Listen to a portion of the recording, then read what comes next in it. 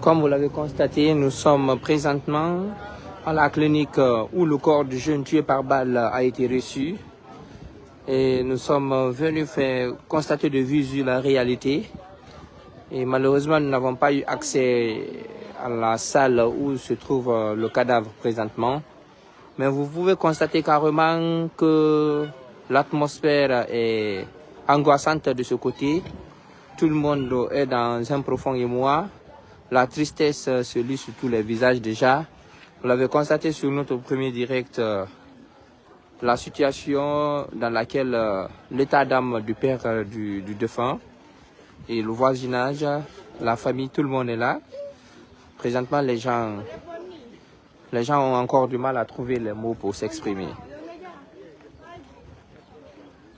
Présentement, nous sommes à la T8 pour des éléments de précision.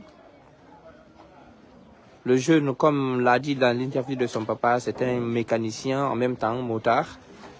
Il était sorti ce matin pour, dit-on, aller travailler. En tout cas, c'est ce qu'a affirmé son papa. Et c'est de son lieu de travail qu'on l'a appelé que son fils a reçu une balle en plein ventre. Donc, c'est cette situation qui prévaut ici. Sur les visages, nous voyons déjà la tristesse qui se lit.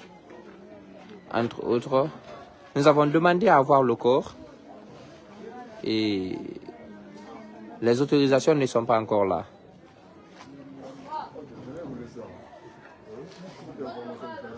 Merci vraiment. Voilà. Ses amis, ses proches, tout le monde a du mal à parler. Cette dame est pratiquement une parente du défunt Biron Jarama.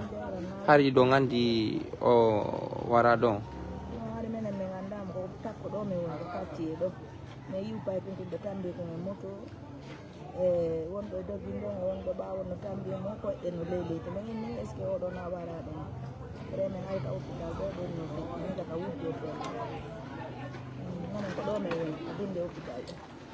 Non, on mime kono ka mais yi hande ka visage mon du non na musi on pandi kon voilà.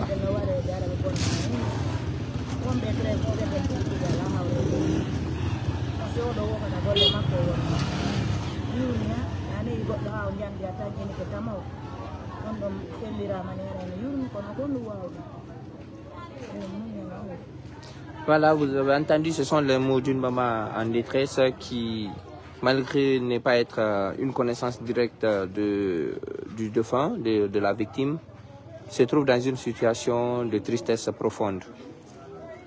Donc ce sont là quelques témoignages accablants et tristes de cette situation. Nous allons revenir d'un moment à l'autre pour un autre direct vis-à-vis de l'évolution de la situation. Pour le moment, restez connectés sur guinématin.com. Vous aurez les informations fraîches de cette manifestation du 6 janvier appelée par les forces vives de Guinée.